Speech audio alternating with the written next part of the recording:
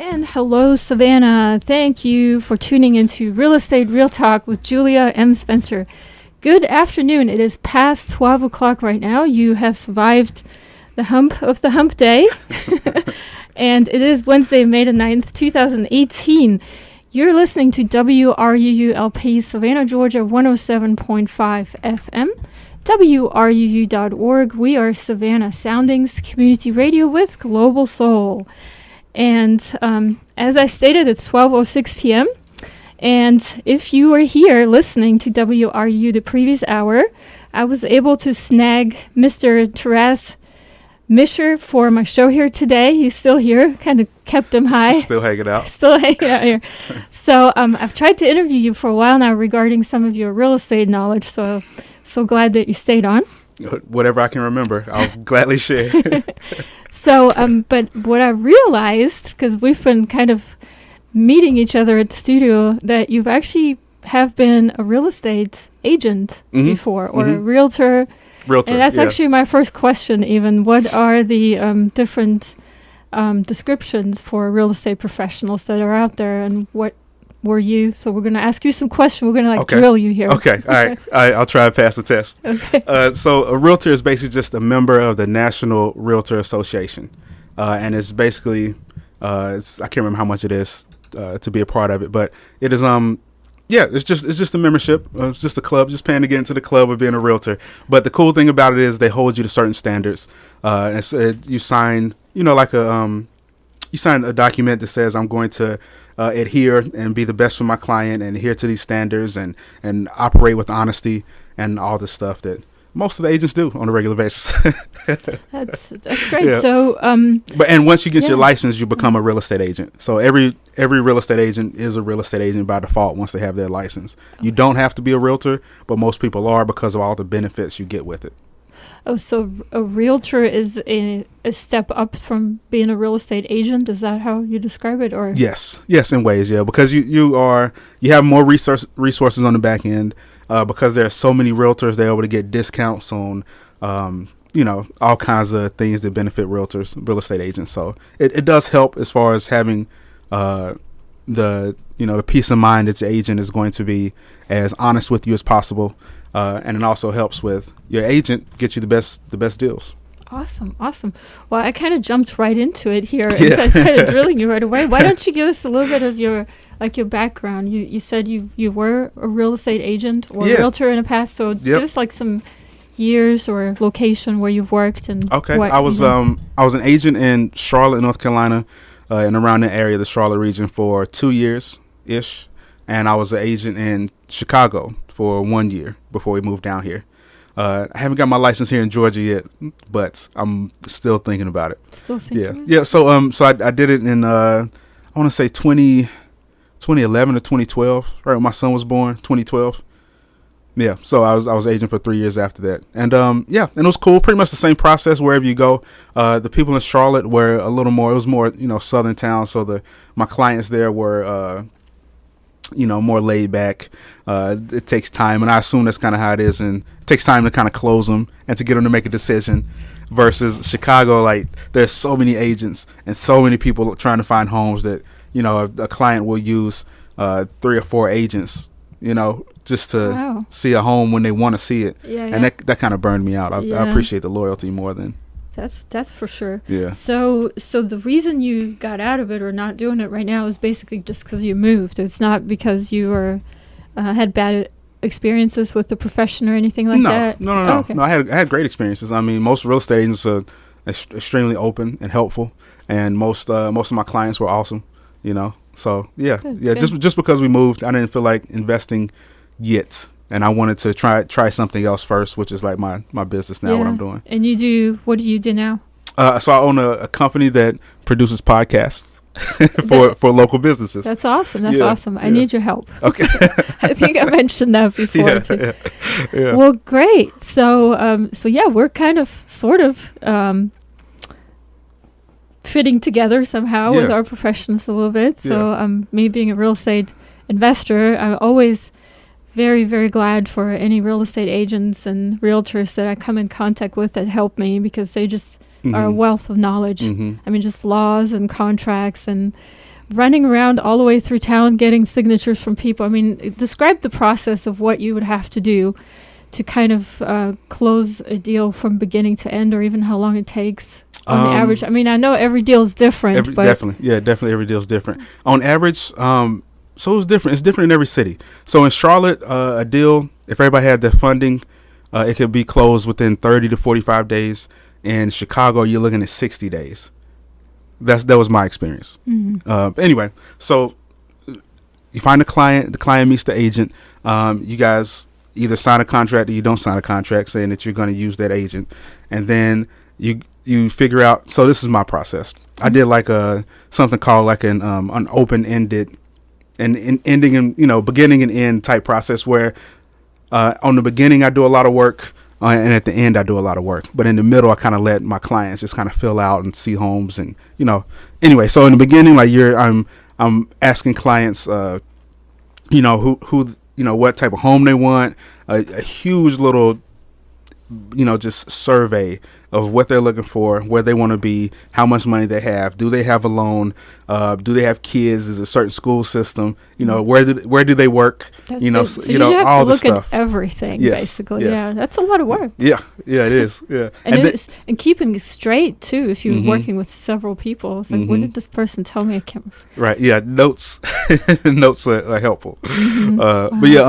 But so you go from that to showing them homes on a regular basis. Hopefully they find the first one in the first day. They find their dream home, but it never works like that. They want to see dozens and dozens usually. But so you go from that, you go from finding out about them, showing them homes, to writing an offer. Once you write the offer, and you do counter offers and stuff with the seller, and then that goes from the counter offers to the closing. And in between the first offer and the closing is where the real estate agent is really proving their worth. Because it's a lot of it's a lot of inspections that go on. It's a lot of amendments to the contract that you have to write. There's just a lot of things that happen in between contract and closing. Yeah, and this is something good to know, I guess, for the Savannah listeners. If you're trying to buy a home and you sign a contract and you're good to go, you're not done yet. That contract is going to get amended lots of times, right? Yeah. And what kinds of things does it usually get amended for? Repairs are a big deal. Repairs on a home that the inspector found. The price of the home once there's an appraisal done.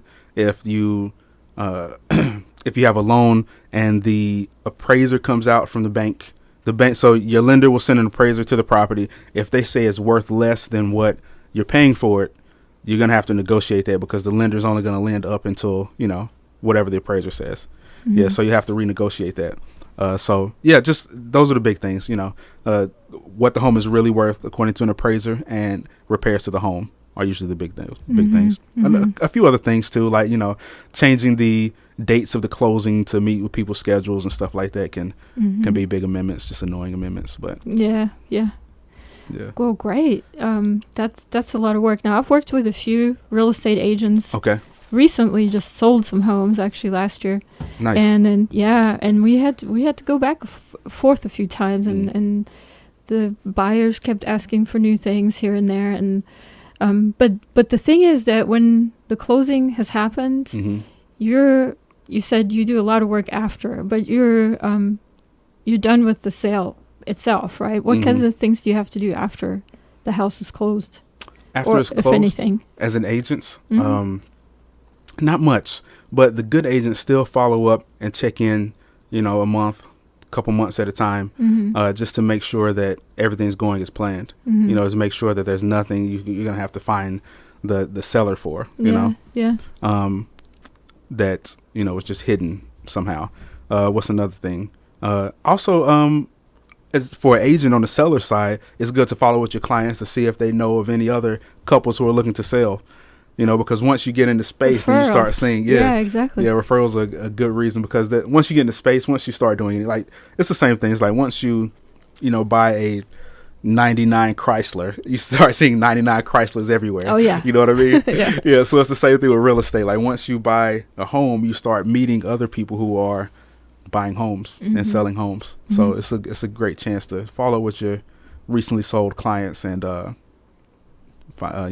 ask them around. That just brings up a whole bunch of questions here for me. So I'm just gonna like hammer you with the questions here. There is a lot of costs associated for realtors and real estate agents to actually promote themselves. I mean, when you see the advertisements out there for people trying to sell your home, or you get the business cards from them, or all of this is paid from your own funds, because your primary payment or your salary, your rewards for this kind of work is through commissions, right? Yep. And the going rate, as far as I remember, is 6%, I believe, or is it a different percentage now? What agents collect? Technically, there is no. Technically, if you're a real estate agent, they say there's no. You can negotiate anything technically, and I mean, like if it's a lot that you're selling or just raw land, they could go up to 10% or 15 or 20%. If it's a, or it could be.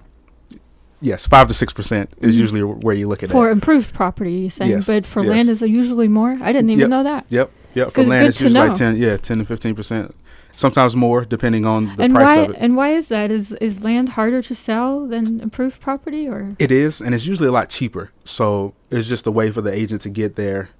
You know what I mean? So sense. If it's $50,000 and you're putting in months and months or years of work, you're not gonna necessarily want 6% of $50,000. So to make a good living with that kind of profession, you would have to have several sales a month, or at least, one really good one, I guess. I mean, it depends on the value of the house if you're going by percentages, but you have to really stay on top of things. This is not like, okay, I'm going to take 3 days off and work for 2. Right. You're working 24/7. I mean, if a buyer wants to see something on Saturday and you're doing something, you're going to stop what you're doing and show that house, because you might have a sale. That's right. Yeah. And even, so there's a difference there between like residential and commercial. Like commercial real estate agents, it takes them a long time. Yeah. It takes them months to close a sale. Sometimes years, depending on the deal. Residential is like 30 to 60 days. So yeah, but you're absolutely right, because the thing that most people don't think is 6%, but as a buyer side or a seller side, you only get 3% of that. So you split that in half. And then a lot of times your firm, if you like with Coldwell Banker or Remax or something like that, they'll get 40%. So as they get what? They get like 40% of that. Of the 3%. 3%. So that's almost half. Yeah. So you're only getting like 1.5% if another agent is. Yes. That's not very much at all. No, it's not. So you have to either find homes that are $1 million homes, or you have to sell a lot of, just like you said, just keep a snowball going. Wow. Yeah. And now some agents, like that's for a starting agent. That's kind of like what you can expect, somewhere around in there. But, if you've been doing it for years, you can negotiate something a little bit higher. Yeah. So I'm guessing a lot of the agents out there are looking for those $1 million listings. That's, once you close one of those, you're set for a little while. You know, and somebody comes with an $80,000 house, you're like, give it to another agent or something. I don't know. I mean, that's what I would be thinking. So to get a good agent, if you have a very expensive home, might be much easier. I mean, from your experience in Chicago, probably the real estate there is much more expensive than Charlotte. So interesting. Didn't know that. I'm so glad you're here sharing all this inside information. Right. Even if you don't have $1 million home, what a lot of agents do is they kind of focus on like one neighborhood. So agents kind of strive to become the agent in a certain neighborhood. At least that's what I try to do. You have to find a niche, and it could be a neighborhood, it could be a price point, it could be an area, it could be like waterfront property that you specialize in, it could be condos that you specialize in. But even if those are only $80,000 homes, but people know that's your area, then you're gonna continue to get deals those coming listings, to you. And that's actually really good advice also for real estate investors. People always ask me, where should I invest in the country? In our big country of 50 states with 300 and 400 counties per state. Right. I don't know. I always tell people to focus on one area and farm your land. Farm your farm. If you're going to start traveling, it's going to, even for an agent in just one city, I imagine if you have listings South side, North side, islands, you'd be driving yourself crazy driving. Just driving was going to take a lot of your time. Oh, yeah. Time and money. Wow. Yeah. Like you said, it is a lot of marketing costs. You got to think about gas. You got to think about business cards and flyers and advertisements, websites. Wow. Yeah, being on Zillow, social media, all that stuff. Wow. Yeah. Wow. Well, this is good advice for you all listeners out there, Savannah listeners, and anybody that wants maybe to get into real estate. It seems from what everybody hears, it's very easy to get into it, but to actually be profitable and good at it, it takes a lot more effort. It's not just getting the license, basically. Right. So tell us a little bit more about actually getting the license. It's the process of the education and the cost of it and all that. So as far as the cost goes, in Charlotte and Chicago, in North Carolina and Illinois, it was between $2,000 and $3,000. I didn't track it completely, but that's about what you're looking to pay, somewhere in that range, to get pre-licensing, to take the test, to buy the materials, to join a firm. So it's most states want you to be pre-licensed, get a pre-licensing, take a pre-licensing course, and that's money. Buy the book. And then take the exam. And then in order to get rid of your pre-license, you have to join with the firm first for a certain amount of time. So that's the process. It's really simple. It usually takes about a month or 2 months, depending on your situation. And like I said, $2,000 to $3,000. And the test is simple. If you go to a good course, I did mine in Illinois, online. But it's actually really simple to get involved in it.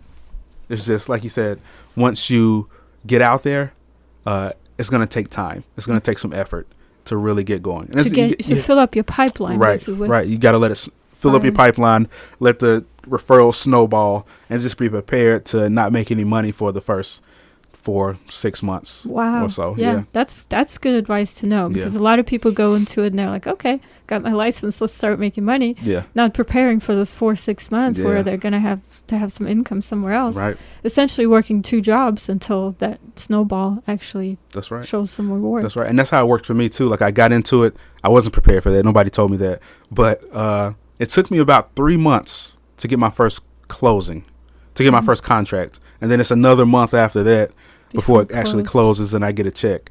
So that was 4 months. And then by the time the 4 months came, once I closed, all that money had to go to the, the expenses I had for the previous 4 months. So it takes a while. You have to just be patient. You have to just keep grinding, keep doing, and then just try different things and network with as many people as you can in order to find your niche. And that's good advice, actually, for any business. And I think we talked about that last week when you interviewed me. It's like, you got to find your niche, and then just pour your efforts into that niche to get the most rewards out there. Yeah, and I think real estate, like being an agent, is kind of the best way to get an MBA.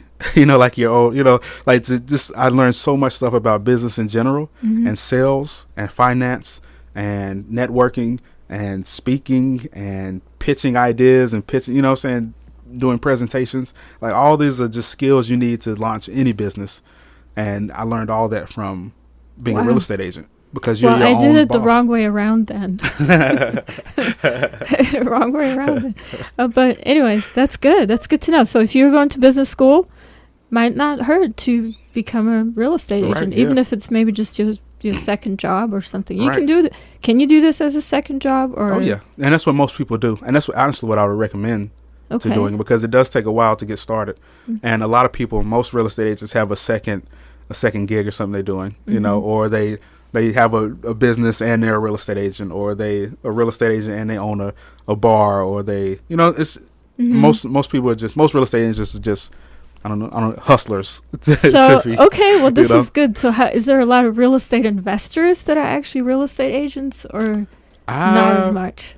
I think agents invest. I think agents should invest, but I don't think most investors are agents, if that makes sense. Okay, yeah, that makes total sense, because I'm not one. That's why I'm asking. I fall into that latter category. Yeah, no, and you shouldn't. You don't have to. Yeah, I thought about getting a license many times, and I always felt that my time is better used finding deals and getting somebody else to help me close versus me having to do all the run around. Although it would be useful to understand how it all works, but you pick it up with the years, so that's great. I'm really glad you're here answering those awesome questions here for us.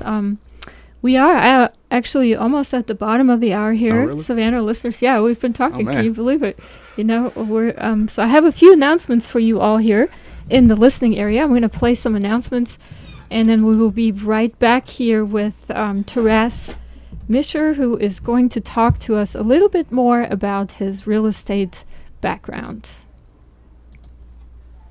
The Georgia Legal Services Program provides free civil legal services for Georgians with low incomes.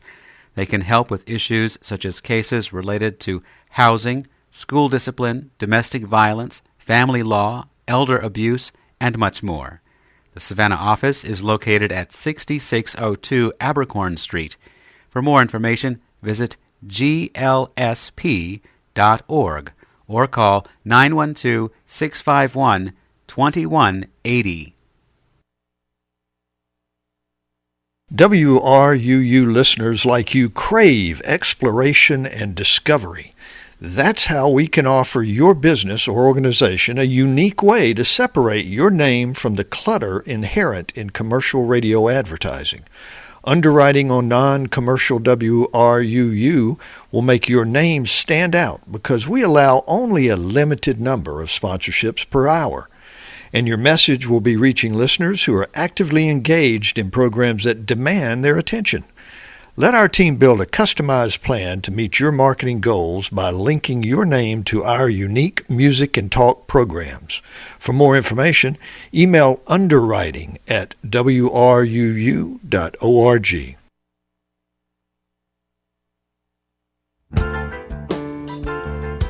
WRUU 107.5 FM is all volunteer community radio. Tune in this afternoon. From 3 to 4, Rob Hessler and David Laughlin present Art on the Air, an interview program dedicated to the visual arts in Savannah.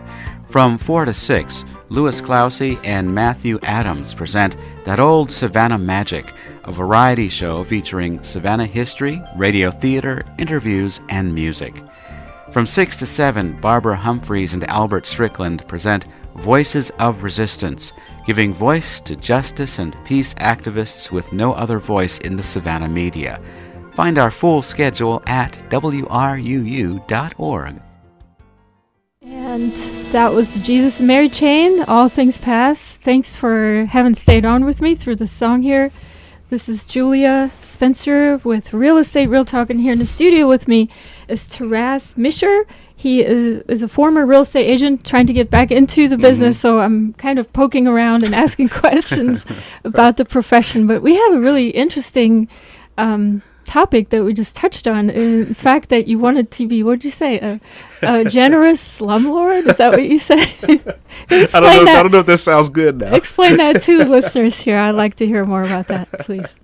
I don't know how that sounds now, but no, it's good. Hey, okay, yes. Anyway, so we're thinking about buying like Section 8 homes in Section 8 areas, and just being really good to the tenants, and like maybe even making sure they're taken care of, making sure the place is really nice, making sure that they get the best service possible for as much as we can afford, and even educating them on home ownership and trying to figure out a way that they can buy their own home, that type thing, just where we can, give back, doing something that we enjoy doing, which is investing in real estate as well. Yeah, that's great. That's great.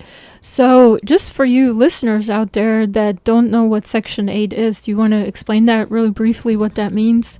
Some people may not know. Yeah, it's basically just government subsidized housing.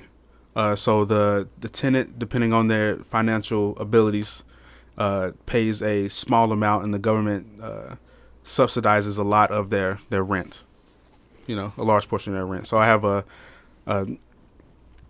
have a rental in Decatur, and the government pays us every month the entire portion. I don't know how much the tenant puts in, but we get our check from the government. So it's a good way to know that I'm always going to get paid every month. Because some of the rent is coming from the government, basically. Yeah, so most of it, that's yes. Good. Yes. Or most, sometimes all of it, depending on. And Section 8 housing is usually really hard to get by, because I remember having some rentals, and tenants, potential tenants, approached me and asked me, hey, will you rent to Section 8 tenants? A lot of landlords are hesitant to do that. Mm-hmm. Not sure for what reason, because I think it's a good thing for everyone. But Yeah. is that your experience, that Section 8 rentals are hard to get by? Good ones. They are. Yeah, there's always a long list of people looking for, housing through Section 8. So, yeah, and it's because, like, it's just a stigma that the tenants will destroy the home or, you know what I'm saying, or leave and not really care because they're not, it's not their property. But that's any rental, really. That's a fear for any rental because it's not your property, so you're not going to love it as much as the person who owns it and has it attached to their credit and their, future. Yeah, and for Savannah listeners here, I actually have yet, after 25 years of being a real estate investor and a landlord, I have yet to find that formula where you can actually judge a tenant whether it's going to be a good one or not. I've had the weirdest surprise. I've had people taking care of properties exceptionally well, even though they were of lower means or didn't have enough money sometimes to pay the rent, but the place was spotless. And I had the complete opposite, where people were paying the rent every month on time, and it was just disgusting. So, I mean, we've had everything. So you said you are actually a landlord then, too. You still have rentals? Yeah, we have, so we sold our home so we have rentals. We have one in Charlotte, we have one in Decatur, and we're thinking about, once we sell our home in Charlotte, we're thinking about investing somewhere closer to Savannah. Yeah. And you manage these properties yourself, right? Yep. And this brings me to another point. So when you're a real estate agent or a realtor, part of what the firm does, I guess, that you signed up for, they sometimes also do property management. Is that normal? Or is that usually like a side line of business that the firm is in, or how does that work? I don't know 100%, but I know that it's definitely separated because there are different laws and restrictions and rules that the property manager has to follow versus a real estate agent will have to. It's just a different niche that they have to, different things they have to know. So a lot of times it's a separate business under the same umbrella corporation.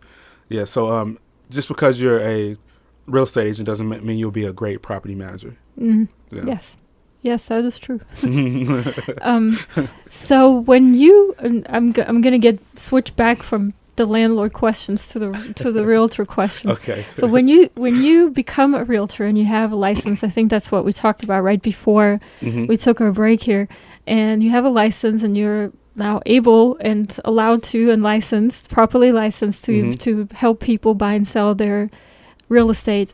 And do you have to sign up with a firm, or is that just what everybody does, or is it just a better marketing move, putting your name out there? Or why would somebody, or do they have to, and why would they want to sign up with a firm? You have to be essentially like sponsored for a certain amount of time under a mentor, which is a broker.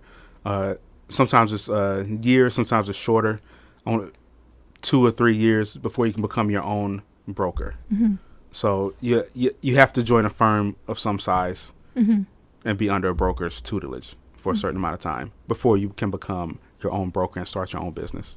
So a broker just means that you're a real estate agent that has other real estate agents working for them, or what else do they do beyond what you do as an agent? As far as that's the main part. A lot of it's negotiation. A lot of it's handling like the legal side of stuff. Like if somebody decides to sue or somebody decides to file the complaint with the Realtor Commission, then the broker has to handle that stuff too.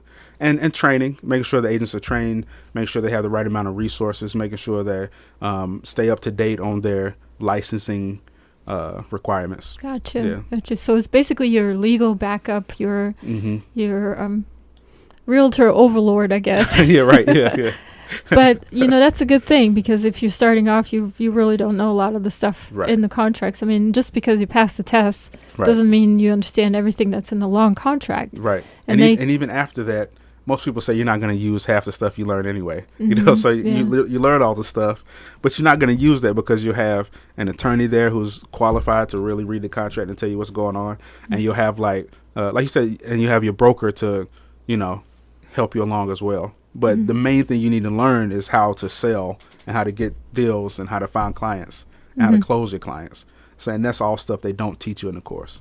So if you are going to become a real estate agent, a really good thing you should do is find a company, find a firm, find a broker who's everybody will say their training is awesome, but everybody's training is not awesome. So find someone who is really good and takes training serious. And that's what I was doing. And a training program I went through is called the Ninja Selling System. And it's life changing in a way. It's like changed my whole viewpoint. It's just about, how to sell, but also just how to be a good person, in a lot of ways, and how to just live so that the referrals come in and how you can help. It's just all about providing value and looking for those referrals. So to become, to be a good realtor, you touched on it, is you have to have social skills. Yeah, I mean, definitely, yeah. You have to be a people person. I don't know if I qualify right there. Sometimes I have good social skills. Sometimes. You're pretty good. Yeah. But, you have to be like that all the time. I mean, you see people at the store and you're like, hey, remember you called me, I found so-and-so house free. Yeah. You kind of have to be involved. It'd be a good thing to be involved in the community as well, right? Oh, yeah. Yeah, because you meet the people who are doing big things in the community, and they know people who are doing other things, and you want to be around people who are you want to be around people who take action, and if they say they're going to do something, and they're going to do it, because you get a lot of clients who are like, oh man, I'm thinking about buying. I've been thinking about buying for a long time, but they just never do. They never pull the trigger. So you want to be around people who aren't afraid to pull the trigger. Yeah, exactly. That's great. So Savannah listeners, if you want to become a real estate agent, you got to have social skills. Got to have social skills, got to have a good broker, a good education system, determination, about 4 months that you can support yourself some other way until you start making money. And those are basically the prerequisites. So I have another couple questions for you, hopefully. Shoot. I'm kind of interested. I watch too much TV, I guess, but I'm kind of interested to hear some horror stories or something that you've gone through, maybe throughout a sales process where you've discovered the house is, tear down, or just what is like the worst thing that has ever happened when you're assisting somebody in a sell or a buy of a home, or just anything, kind of that was difficult for you to do. I guess the hardest recent thing was like an investment property then, where I was helping my father-in-law. He inherited a home down in Montgomery, Alabama. And it's so far away we couldn't see it, can't keep up with it. He inherited it and it was run down when he inherited it. So I asked an agent. I found an agent down in Alabama, and I was kind of working the deal for my father-in-law. And when he got there, like, we expected to make at least $40,000 from selling the home. But when he got there, like, the house was just destroyed. Like, there was a hole in the ceiling. There was like prostitutes have been using it, for, just a place. I'll leave it at that. And so there was stuff just everywhere, like needles in the home. Wow, that's crazy. Yeah, like, just whatever you could imagine wrong in the home was just wrong in the home. And it was just, after he looked at it, he said we could probably only make about $8,000 off of it. So that, that's the most recent horror story I can think of. But what happened? Did you actually sell it? Did you make that profit, or are you still in the process of that? I think it's in the process of that one. Okay. Unless he found somebody else. But wow. Yeah, well, this sounds like the kind of house I buy at the auction. So. Yeah. Sadly. Yeah. So when you buy them, do you fix? I think we did talk about this, but I just want to. So when you buy them, do you fix them up? Do you rent them out?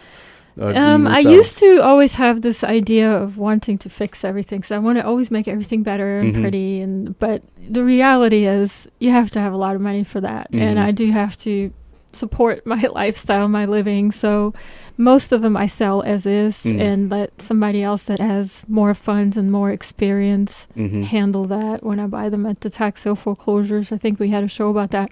Yeah. So I keep one, maybe. I have right now. I just have one here in town, and everything that's extra goes into that one. So eventually it'll be really nice, but there's no rush. So is that technically what wholesaling is then? When you buy it and then sell it, or is wholesaling something different? Wholesaling, yes, it could be considered that, but some people, and this is a good question that you bring this up. Actually, somebody asked me that just the other day, yesterday. What some people consider wholesaling is that you purchase a property and it never actually goes on completely on contract just with you, and then you sell it to the next person. You use yourself as kind of like the transfer person to put the buyer and seller together, kind of like a real estate agent. Mm-hmm. And this is where I caution people when they wholesale, but because you have to have a license to buy and sell properties in the United States without when you collect commission. That's correct, right? You can't do it without a license. That's what I understood. So if you collect the commission, but I think the way you're explaining it, they wouldn't necessarily be collecting a commission, would they? The way the workaround is that you're on the contract with the buyer or the seller, so you're a co-owner technically. Gotcha. But if you're not involved as an owner or buyer or seller, then you collect commission, then you're doing something that you're not allowed to do without a license. So there's a very careful way to word these contracts, and a lot of people that are like, hey, let's get into wholesaling. It's not that easy. You have to be really careful with contracts. So I recommend to people that want to get into wholesaling to become a real estate agent first, so they understand what is required by the law to do it the right way. True. So, okay. So yeah, that's a good question, because I had that just the other day. Somebody asked me that exact same question. How do you wholesale? How do you put yourself on a contract without being really on the contract and still following the guidelines? So that's a good thing. All right, well, let's talk about like a good story. So like one of your best deals that you've ever done with as a real estate agent. Maybe you don't have to share numbers or anything, but maybe like I don't care. The money's all gone now anyway. Best deals. I had a lot of great clients, actually. I believe from being a real estate agent that most people in the world just generally are good. I think most people are good. You give me a lot of hope here, especially on this Wednesday afternoon here. Most people are good. Some people are just stupid. And then very few are evil, But I think that's kind of how it works out. I think I've run into the evil ones constantly. Yeah. But okay, I'm knocking on wood here. Hear me? You hear me? Savannah listeners, I'm knocking on wood here. No more evil people in my life. My favorite stories are when people come from out of town and I get to be the first person they spend time with, or I got to be the first person they spend time with when they get here. Because whatever city I'm living in, whether it's Chicago or the Chicago suburbs technically, or whether it's Charlotte or whether it's Savannah, I like to be that person of first contact to kind of like introduce the city to you and trying to give you a good experience so you feel at home here. And that's what I like to do. So those are my favorite ones, where people would like move from out of town and need a rental, and they need to be this close to their job, and they need to they're looking for a certain specific type of home, whether they have a dog, whether they have kids, and just finding that special place. That was kind of the best for me, honestly. I mean, that's pretty general, but And you get to meet people all the time. Yeah. You have probably a large pool of acquaintances, and these people have other professions and other jobs and connections and things. That's great. Yeah. Right, yeah. And if you follow up with them, that's the biggest thing that most real estate agents leave out. You should follow up with all your clients, especially the ones who are referring you to people. It's kind of the secret to it is to be. I heard a quote that said, like, don't spend major time with minor people. You want to spend your time with the people who are supporting you, and who are, so you can support them back, because that's where the magic happens. That's great advice. I need to learn that. That's great advice. Yeah, that applies also to all business, not just real estate. Yes. Yeah, cool, awesome. So let's see what else we're going to talk about. Let's see what other questions I have. So, I have this problem too on my show. Like we'll get to a point. It's like, hey, what else do we talk about? Yeah, let's talk. I'm actually always amazed. I have. And you just talked about it. The real estate agents that I've worked with for 20 years, some of them, 15 years. And all these years, of course, they've gotten better and better, because the more you work, the more you learn, the more nuances and contracts you'll find out about, and the more things go wrong that can go wrong. And then you learn from those things. And sometimes they switched firms, but they're still the same agent. And if they're good as a client, if a real estate agent leaves a firm, go to a different firm, they take all their clients with them, like every other business. And I can't say enough about the people that I've worked with. I mean, there's really no need for me to ever, for the areas that I'm in, there's never a need to find somebody else. Right. If they're good. And if they're bad, you'll know it right from the get-go, Yes, you will. and that'll be the first and last sale you have with them. Yeah, and so, yeah. And I think the biggest thing, too, is if somebody does contact you, and that, again, probably applies for all business, is for the agent to get back with you, like, almost Oh, man. immediately. Yeah. I Yeah. mean, if you wait a day or two or the next day, you know, they may have called 3 other agents already by then. Yep. Or they might actually be calling 3 or 4, not knowing and waiting for the first person to call them back. Yep. I've done that. So, I've done that before myself. Yeah. is that something that you can also like kind of elaborate on, that whenever you call somebody back, you're able to get to the sale with that person versus not? That's true. Yeah, that's true. Because most people will just stick. The majority of people will stick. They won't interview multiple agents. They'll just go with the first person they see, unless that person's bad, really bad, and terribly bad. But they'll go with the first person that they meet that's an agent, and they'll stick with them. So you have to be on top of it. Cool. I have one last question here before we'll probably have to get off here, because we're like, time's just flying here. We got like 9 minutes left. Do you actually ever have, this is my question I get a lot from subscribers, from real estate investors. People are asking me, so what's a good area in this town, or where should I go, where should I stay away from? And I know, or at least I've heard, you can confirm this or deny it, that real estate agents can't say certain things. And tell us a little bit what they cannot talk about. Okay. Yeah, there are. You understand what I'm saying? Yes. There are like, and I'm a little rusty on this, so I'll probably miss some of it. But there are like certain things that are, I want to say restricted. What's the word I'm looking for? But they're like restricted classes, or not.